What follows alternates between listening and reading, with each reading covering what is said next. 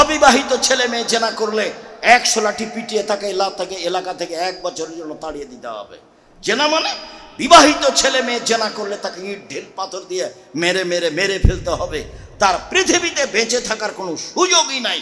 তার নাম জেনা। বিবাহ করার পরে রাসূল সাল্লাল্লাহু আলাইহি ওয়াসাল্লাম বলছেন, কে যদি জেনে শুনে 1 টাকা সুদ খায়, 36 বার জেনা করে যত পাপ হবে, 1 টাকা সুদ খেলে তার চেয়ে বেশি পাপ হবে। রাসূল সাল্লাল্লাহু আলাইহি ওয়াসাল্লাম বলেন, আর রিবা সাবুনা জুজান। আয়েশা রাদিয়াল্লাহু রাজুল উম্মাহু, সুদের পাপের 70টি ভাগ রয়েছে। ছোট ভাগ হলো মায়ের সাথে জেনা করলে যেমন পাপ হয়। সুদের পাপের 70টি ভাগ রয়েছে, ছোট থেকে বড়, বড় থেকে ছোট। সবচেয়ে ছোট পাপ হলো মায়ের সাথে জেনা করলে যেমন পাপ হয়। সুদের পাপের ব্যাপারে আল্লাহ রাসূল বলছেন, যে সুদ খাবে তাকে নিঃস্ব হতে হবে। আর আল্লাহ বলছেন, যে সুদ খাবে তার টাকা কমে যাবে। উভয় দিকে লক্ষ্য করে আমি বলেছি যে যারা সুদ খাচ্ছে তাকে একদিন ভিক্ষুক হতেই হবে, কোনো পথ নেই। ওতে টাকার উপরে জুলুম করা হয়, ওতে টাকার উপরে জুলুম করা হয়। টাকা যেই জন্য সৃষ্টি হয়েছে, আল্লাহ করেছেন, সেই জন্য তাকে ব্যবহার করা হয়নি। ও বিনিময়ে ব্যবহার হওয়ার জন্য তার জন্ম। টাকা মুদ্রার জন্ম হচ্ছে বিনিময় ব্যবহারের জন্য। যখন মানুষ বিনিময়ে ব্যবহার না করে তাকে নিয়েছে, তাকে দিয়েই তা বেশি নিয়েছে, তখন তার উপরে জুলুম করেছে, টিকবে না। সম্মানিত দিনী ভাই বোন, বলছিলাম এইভাবে সমাজ পরিচালনায় মানুষের বদনাম করে ইহকালও গেল পরকালও গেল, কোনোটাই টিকলো না। জেনা তো মহাপাপ, শুদ্ধ মহাপাপ। ক্ষমা চাইলে ক্ষমা হবে ইনশাল্লাহ। কেন?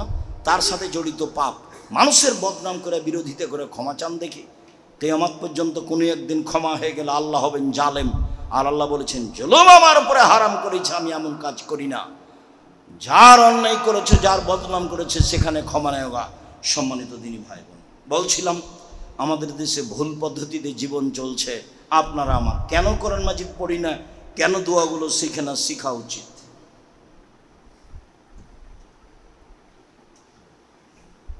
আলহামদুলিল্লাহ ওয়াহদা ওয়াসসালাতু ওয়াসসালামু আলা মান লা নাবিয়্যা বাদা।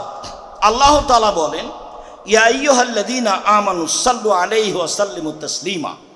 হে পৃথিবীর মানুষ, ঈমানদার পুরুষ নারী, তোমরা মুহাম্মদ সাল্লাল্লাহু আলাইহি সাল্লামের উপরে দরুদ পড়ো, তাকে সালাম দাও, দরুদ পড়ো।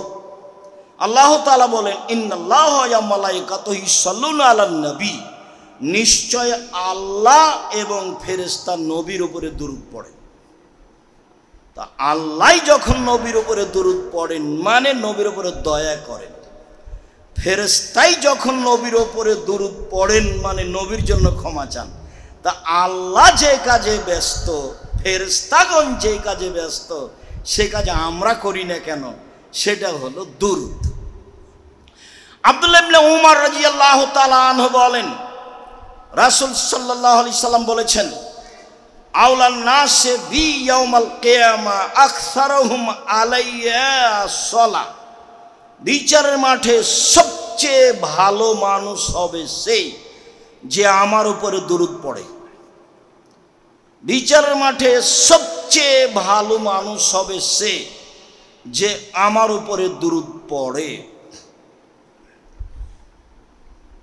আব্দুল্লাহ ইবনে উমর রাদিয়াল্লাহু তাআলা আনহু বলেন, রাসূল সাল্লাল্লাহু আলাইহি সাল্লাম বলেছেন, ইন্না লিল্লাহি মালাইকাতান সাইয়্যিহিনা ফিল আরদে ইবাল্লিগুনি মিন উম্মতি আস-সালাহ। সারা পৃথিবী জুড়ে ফেরেশতা আছেন আল্লাহর জন্য, আল্লাহর পক্ষ থেকে। সারা পৃথিবীতে যখনই মানুষ মুহাম্মাদের উপরে দরুদ পড়েন, তখন সেই দরুদ আল্লাহর কাছে ফেরেশতারা পৌঁছিয়ে দেন। সেই দরুদ মুহাম্মদ সাল্লাল্লাহু আলাইহি সাল্লামের কাছে পৌঁছিয়ে দেন। মানুষ দরুদ পড়লে আমার কাছে পৌঁছিয়ে দেওয়া হয়। এর জন্য আল্লাহ ফেরেশতাকে দায়িত্ব দিয়েছেন, আপনি এখানে পড়বেন দরুদ, আর মুহাম্মদ সাল্লাল্লাহু আলাইহি সাল্লামের কাছে পৌঁছে দিতে হবে। এই জিম্মেদারি পালনের জন্য আল্লাহ ফেরেশতাকে নির্ধারণ করেছে। আবু হুরায়রা রাদিয়াল্লাহু তাআলা আনহু বলেন, রাসূল সাল্লাল্লাহু আলাইহি সাল্লাম বলেছেন, মা মিন রাজুলিন ইউসাল্লি আলাইয়া ইল্লা রাদ্দা আলাইহা রূহি হাত্তা আরুদ্দা আলাইহা সালাহ। যখনই কোনো মানুষ আমার নামে দরুদ পড়ে তখন আল্লাহ আমাকে আত্মা ফেরত দেন, তখন আমি তার দরুদের উত্তর দিই। যখন মানুষ আমার উপরে দরুদ পড়ে তখন আল্লাহ আমার আত্মাকে আমার কাছে ফেরত দেন, তখন আমি তার উপরে দরুদ পড়ি। আর একটু কথা বলি, তারপরে আরো কিছু কথা বলছি। আব্দুল্লাহ ইবনে আমর ইবনে আস বলেন, রাসূল সাল্লাল্লাহু আলাইহি সাল্লাম বললেন, কালা জিবরাইল লি, জিবরাইল আমাকে বলছেন, আল্লাহ ইয়াসুরুকা, আপনি খুশি হবেন না? জিবরাইল আমাকে বলছে, আপনি একটু খুশি হবেন না? কি? ইন্নাল্লাহ ইয়াকুলু, আল্লাহ তাআলা বলছেন, মুহাম্মদ মান সাল্লা আলাইকা সাল্লাইতু আলাইহি, যে ব্যক্তি তোমার উপরে দরুদ পড়বে আমি মুহাম্মদ সাল্লাল্লাহু আলাইহি সাল্লাম তার উপরে দরুদ পড়ব, তার উপরে দয়া করব, আমি আল্লাহ তাআলা তার উপরে দয়া করব। তারপরে বলছেন, আল্লাহ তাআলা বলেন, মান সাল্লামা আলাইকা, মুহাম্মদ সাল্লাল্লাহু আলাইহি সাল্লাম যে আপনাকে সালাম দিবে আমি তাকে সালাম দিব, আল্লাহ তাকে সালাম দিবেন। আবারও কথাটা স্পষ্ট করি যে আমরা দীর্ঘমেয়াদী জীবনে শুনে আসছি যে আল্লাহ তাআলা শুধু সালাম দিয়েছেন খাদিজাকে। কিভাবে? তাতে শুনেছি যে আবু হুরায়রা রাদিয়াল্লাহু তাআলা আনহু বলেন, যা জিবরাইল ইলা নবী সাল্লাল্লাহু আলাইহি সাল্লাম, জিবরাইল আল্লাহর নবীর কাছে আসলেন, এসে বলছেন, মুহাম্মদ হাজিহি খাদিজা আতাতকা, এই যে খাদিজা আসছে আপনার কাছে, ওই যে খাদিজা আপনার কাছে আসছে, মা হায়নাউন, তার সাথে একটা পাত্র রয়েছে, তাতে আছে খাদ্য, তাতে আছে তরকারি। জিবরাইল বলছেন আমাদের নবীকে, জিবরাইল বলছেন আমাদের নবীকে, শোনেন, ওই যে খাদিজা রাদিয়াল্লাহু তাআলা আনহা আসছে, তার হাতে একটা পাত্র আছে, পাত্রে খাদ্য আছে, তরকারি আছে, আপনার জন্য নিয়ে আসছেন। যখন চলে আসবে তখন আপনি কয়েকটা কথা বলবেন। এক, খাদিজা ফাকরা আলাইহা সালামা মিন রাব্বিহা, বলবেন খাদিজা আল্লাহ তোমাকে সালাম দিয়েছে। আর বলবেন যে জিবরাইল তোমাকে সালাম দিয়েছে। ওয়াবাশশিরহা বিবাইতিন মিন কাসবিন লা সাখাবা ফিহি ওয়ালা নাসাবা, আর বলে দিবেন যে খাদিজা তোমার জন্য জান্নাতে একটা ঘর তৈরি করা হয়েছে হীরা মুক্তা মাণিক্য দিয়ে, যেখানে কোনো হইচই নেই, যেখানে কোনো কষ্ট ক্লেশ নেই। বুখারী মুসলিম। জিবরাইল বলছেন আমাদের নবীকে, ওই যে খাদিজা আসছে, খাদিজা আসলে তিনটা কথা বলবেন। এক, খাদিজা আল্লাহ তোমাকে সালাম দিয়েছে। দুই, জিবরাইল তোমাকে সালাম দিয়েছে। তিন, তোমার জন্য জান্নাতে একটা ঘর বানানো হয়েছে হীরা মুক্তা মাণিক্য দিয়ে, যেখানে কোনো হইচই নেই, যেখানে কোনো কষ্ট ক্লেশ নেই।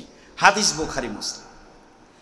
তো এখন আল্লাহ সালাম দিলেন জিবরাইল খাদিজাকে, তো বিশাল ব্যাপার না। আল্লাহ আমাদেরকে সালাম দেন, এই কথাও তো সহজ। মুহাম্মদ সাল্লাল্লাহু আলাইহি সাল্লাম আপনি খুশি হবেন না? কথা শুনে জিবরাইল বলছেন আপনি খুশি হবেন না? হ্যাঁ, কি কথা বলেন? আল্লাহ বলছেন যে মুহাম্মাদের ওপরে যে দরুদ পড়ে আমি আল্লাহ তার উপরে দয়া করি, মুহাম্মদকে যে সালাম দেয় আমি আল্লাহ তাকে সালাম দিই। হলো তাহলে এবার, যদিও অত কাছাকাছি হলো না, মনে হচ্ছিল ওটা বিশেষ ব্যাপার, আসলেই বিশেষ ব্যাপার।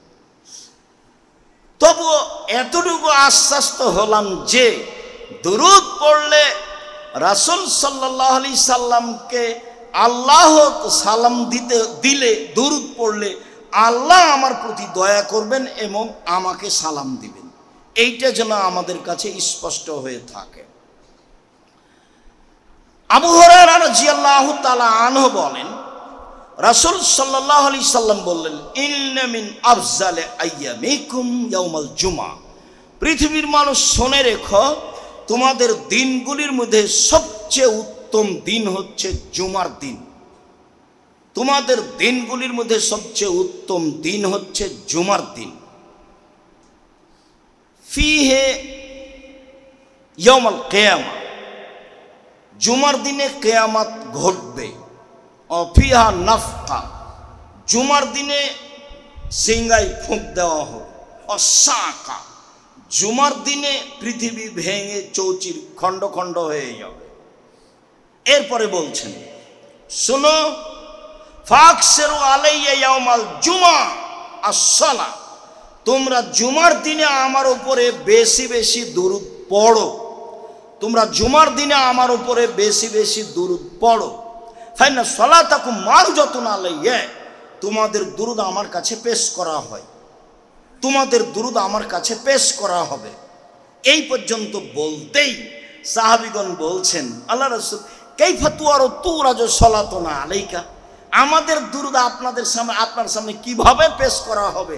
ওকাদ আমলাইতা, আপনি তো মাটিতে মিশিয়ে যাবেন, হাড় হাড্ডি কোথায় মাটিতে গলে যাবে, আর আপনাকে আমাদের দুরূদ পেশ করা হবে মানে? তখন আল্লাহ রাসূল বলছেন, শোনো, ইন্নাল্লাহ হাররামা আলাল আরজে আন তাকুল আসাদাল আম্বিয়া, নিশ্চয় আল্লাহ তাআলা মাটির ওপরে হারাম করেছেন যে নবীদের লাশকে খেয়ে ফেলবে। তাহলে নবীদের লাশ একবারে হুবাহু তাই আছে, আদম থেকে নিয়ে কিয়ামত পর্যন্ত কিভাবে আছে, যেভাবে রেখেছেন সেভাবে আছে, কিভাবে থাকে যেভাবে রাখেন সেভাবে থাকে, কিভাবে থাকবে যেভাবে রাখেন সেভাবে থাকবে। দাজ্জালকে তো বাঁধা অবস্থা দেখলেন তামিমদারি, তো এই শতাব্দী তো মানুষ দাজ্জালকে খুঁজে পায় না, কোথায় আছে? তো সেটা তো আল্লাহর জিম্মেদারি, সেই জিম্মেদারি আল্লাহ। অতএব তোমরা দুরূদ পড়ো, আমার উপরে তোমাদের দুরূদ পেশ করা হয়, আমি আত্মা ফেরত পেয়ে তোমাদের দুরূদের উত্তর দিয়ে থাকি। তা অবশ্যই আত্মার জগতে অবশ্যই যেন মনে না করা হয় যে নবী হায়াতুন নবী বেঁচে আছেন। এ আকীদা ভ্রান্ত, এ আকীদা নষ্ট, এ আকীদা পরকাল হারাবে। আল্লাহ বলছেন, ইন্নাকা মাইতুন ওয়া হুম মাইতুনা, আপনার মরণ হবে, আপনি মরণশীল, সকল মানুষের মরণ হবে। আয়েশা রাদিয়াল্লাহু তাআলা আনহার চোখের সামনে আল্লাহর নবী দুনিয়া থেকে বিদায় নিয়েছেন, তার কাফন দাফন হয়েছে, বিচারের মাঠে তাকে উঠতে হবে, সব কিছুই তার হবে। তিনি একজন মানুষ, তিনি হায়াতুন নবী, এটা নেহাত অন্যায় কথা, এটা আকীদা ভ্রষ্ট ভ্রান্ত আকীদার কথা। আর বৈঠকে নবী উপস্থিত হয়ে গেছেন, তাই দাঁড়িয়ে যেতে হবে, এটা একটা ভ্রান্ত আকীদা। নবী কেন এখানে আসবেন? উনি কি হাজের নাজির, উনি তো মারা গেছেন, আত্মার জগতে তিনি উত্তর দিয়ে থাকেন। এর অর্থ এই নয় যে আমার বৈঠকে চলে এসেছে। এমন কাজের গতি, এমন নিয়ম নীতি রাসূল সাল্লাল্লাহু আলাইহি ওয়াসাল্লাম রাখেন না, এই ক্ষমতায়, এই গতিবিধি তার কাছে নেই। হজ করতে গিয়ে হাত বাড়িয়ে সালাম দিলেন, যেমন আপনি সালাম দিয়েছেন, তখন আল্লাহ রাসূল কবর থেকে হাত বাড়িয়ে দিয়েছেন। এইসব কথা হচ্ছে আব্দুল কাদের জিলানীর আকাশে যাওয়ার মতো। বলছে, আব্দুল কাদের জিলানী আপনি কোথায় যাচ্ছেন? আরে আল্লাহর বিচারে ভুল হয়ে গেছে, তাই সংশোধন করতে যাচ্ছি। দেওয়ানবাগির কথা যেমন, খোঁজ নেন দেওয়ানবাগি কোথায়, আল্লাহ চিন্তিত আর ছেলে হারালছে, তাই অবাক কথা। এগুলো কি ধরনের কথা? যে কথা মানুষের নাগালের ভিতরে নয়, সেগুলো মানুষ কেমনে বলে, অবাক হয়ে যায়। আরে মাওলানা মানুষ, আবার বক্তা, আবার যেখানে বক্তৃতা দিই সেটা একটা আলেম ফাজেল মাদ্রাসা, বলছে যে আব্দুল কাদের জিলানীর বাড়িতে ভিক্ষুক এসেছিল ভিক্ষা চাইতে, তার মা ভিক্ষা দিতে গেলে ভিক্ষুক তার মাকে দেখে আকৃষ্ট হলো। তখন আব্দুল কাদের জিলানীর মনটা খারাপ হলো, তখনও মায়ের পেট থেকে বের হয়ে ভিক্ষুককে হত্যা করলো। তো সবাই যা বলার তাই বলল। আমি এখন পরে বলছি, আমি আর কি বলি, আমি এখন বলছি যে আব্দুল কাদের জিলানী মায়ের পেট থেকে কিভাবে বের হলেন, কিন্তু এখনো তো তার প্রসাবের সময় হয়নি, তো মায়ের পেটে গেলেন কিভাবে? এটার উত্তর কি? এখন মাওলানা সাহেবকে যদি কেউ বলে এটার উত্তর কি, তাহলে একটা হয়। আরেকটা কথা যে ও তো তার মায়ের সাথে জেনা করেইনি, তাহলে উনি যে তাকে হত্যা করে দিলেন, তাহলে এখন কেসাস আব্দুল কাদের জিলানী জন্মের সাথে সাথে তাকে হত্যা করতে হবে কেন? তিনি অন্যায়ভাবে একটা মানুষকে হত্যা করেছেন। এগুলো ধর্মের কথা হলো? এগুলো কোনো শরীয়তের কথা হলো? আলেম ওলামা শরীয়তের কথা বলবেন, হিসাব ছাড়াই বলবেন। রাসূল উপস্থিত হয়ে গেছেন মানুষের সামনে, তাই দাঁড়িয়ে তাকে সালাম দিতে হবে, জিলাপি বিতরণ করতে হবে। এগুলো দুরূদ নয়, ভুল হিসাব। কাব ইবনে উজরা বলেন, আমরা রাসূল সাল্লাল্লাহু আলাইহি সাল্লামকে বললাম, আপনাকে আমরা সালাম দিতে জানি, আল্লাহ আমাদের শিখিয়েছেন, আপনার উপরে আমরা দরুদ পড়তে জানি না। কিভাবে আপনার উপরে আমরা দরুদ পড়ব? আপনাকে আমরা সালাম দিতে জানি, আপনার উপরে আমরা দরুদ পড়তে জানি না, অথচ আল্লাহ বলছেন যে আপনার উপরে দরুদ পড়তে হবে। তো বলেন কিভাবে? তখন আল্লাহ রাসূল বলছেন, কুলু, তোমরা বলো, আল্লাহুম্মা সাল্লি আলা মুহাম্মাদি ওয়া আলা আলি মুহাম্মাদ কামা সাল্লাইতা আলা ইব্রাহিম ওয়া আলা আলি ইব্রাহিম ইন্নাকা হামিদুম মাজিদ। হে আল্লাহ, তুমি মুহাম্মদ সাল্লাল্লাহু আলাইহি সাল্লামের উপরে শান্তি অবতীর্ণ করো, যেমনভাবে ইব্রাহিম আলাইহিস সালাম এবং তার বংশধরের প্রতি শান্তি অবতীর্ণ করেছ। আল্লাহুম্মা বারিক আলা মুহাম্মাদিন ওয়া আলা আলি মুহাম্মাদ কামা বারাকতা আলা ইব্রাহিম ওয়া আলা আলি ইব্রাহিম ইন্নাকা হামিদুম মাজিদ। হে আল্লাহ, তুমি মুহাম্মদ সাল্লাল্লাহু আলাইহি সাল্লাম এবং তার পরিবার বর্গের উপরে নিরাপত্তা বরকত নাজিল করো, যেমনভাবে ইব্রাহিম আলাইহিস সালাম ও তার পরিবারের প্রতি বরকত নাজিল করেছ। তুমি প্রশংসনীয়, তুমি জ্ঞানী। এই দরুদ রাসূল সাল্লাল্লাহু আলাইহি সাল্লাম শিখিয়ে দিলেন। শব্দের কিছু কমবেশ সহিহ হাদিসও রয়েছে, কিন্তু কোথা থেকে আসলো? বালাগাল্লাহ বে কামালেহি কাশাফাদ যাবে জামালেহি হাসানাত জামিউ খেসালেহি সাল্লু আলাইহি ওয়া আলিহি আল্লাহুম্মা সাল্লি আলা সাইয়্যিদিনা মাওলানা নাবিয়ানা মুহাম্মদ। আমি এগুলো মানুষের শুনে বলছি, আমি ওই বৈঠক কোনোদিন দেখিনি, ওই বৈঠকে কোনো যাইনি, ওই বৈঠক শরীয়তের নয়। এগুলো একটা বেদাতি বৈঠক এবং বেদাতি দোয়া, এগুলো পরকাল হারিয়ে যাওয়ার জুয়া দোয়া। মুহাম্মদ সাল্লাল্লাহু আলাইহি সাল্লাম বললেন, পৃথিবীর মানুষ শুনে রেখো, বাল্লিগু আন্নী ওয়ালা আয়া, আমার একটি কথা জানা থাকলে অন্যকে বলো। হাদিসুন বানি ইসরায়েলের কাহিনী বলো, কোনো দোষ নেই।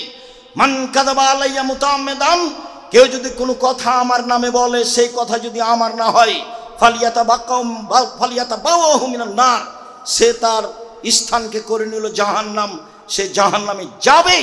আপনি ধর্মের নামে যেটা মুখে বলেছেন, ধর্মের নামে যেটা কলমে লিখেছেন, সেটা যদি রাসূলের না হয়, তাহলে আপনাকে জাহান্নামে যেতেই হবে।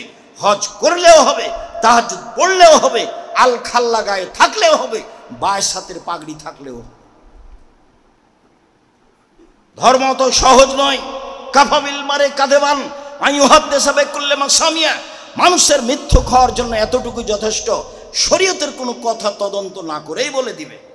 আপনি দুরূদে ইব্রাহিম পড়েন, নাম আসলে সাল্লাল্লাহু আলাইহি ওয়াসাল্লাম বলেন। কেন?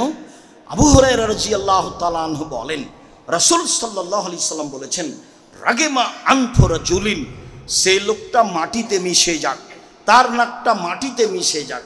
মান যুকিরতু আলাই ইনদাহু ফালাম ইসাল্লি আলাইয়া, আমার নামটা তার পাশে পড়া হলো, আরও সাল্লাল্লাহু আলাইহি ওয়াসাল্লাম বলল না।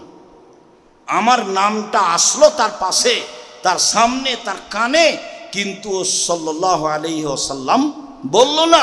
ও ধ্বংস হোক, ও মাটিতে মিশে যাক। পরের বাক্যে আল্লাহ রাসূল বলছেন যে রাগিমা আনফু রাজুলিন, ওই লোক মাটিতে মিশে যাক, ধ্বংস হয়ে যাক।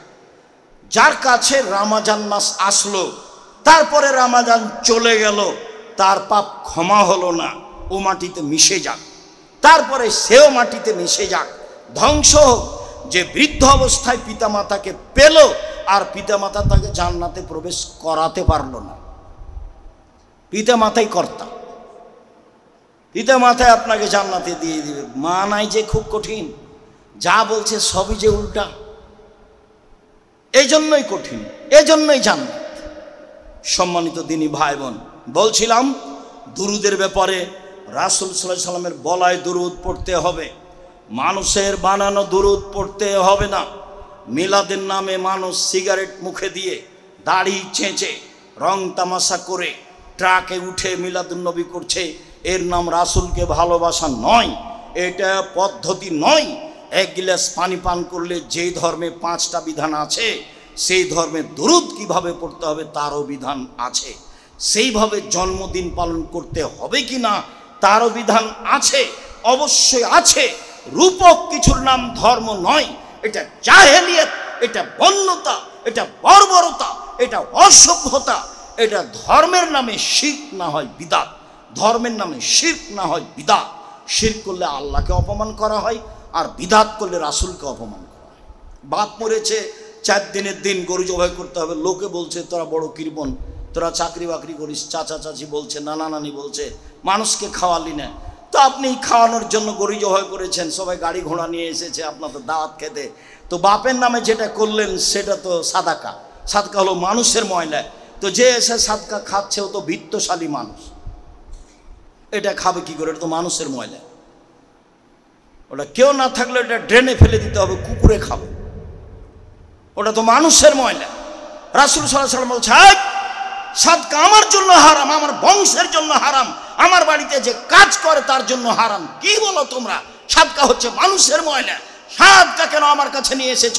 সাদকা আমি খাই না, আমার বংশ খায় না, আমার বাড়ির কাজের লোক খায়। তোমার বাপের নামে তুমি গরু জবাই করেছ, আর ওই মানুষগুলো খেলে গেলো, তো মানুষের ময়লা তুমি কেমনে খাওয়ালা? আর নির্ধারিত দিনে করেছে, সেই জন্য শিরক। ঘুরে ওই প্রথম কথা চলে আসলো, আমও গেল, ছালাও গেল, কাঁদতে কাঁদতে 2 চোখে গেল, বাপও গেল, তুমিও গেল, তোমার মাও গেল, তোমার বংশ গেল, যারা সাথ দিয়েছে তারাও গেল। ধর্ম এমন নয়। পৃথিবীর মানুষ শুনে রেখো, আমার একটি কথা জানা থাকলে অন্যকে বলো আমার কথা হতে হবে।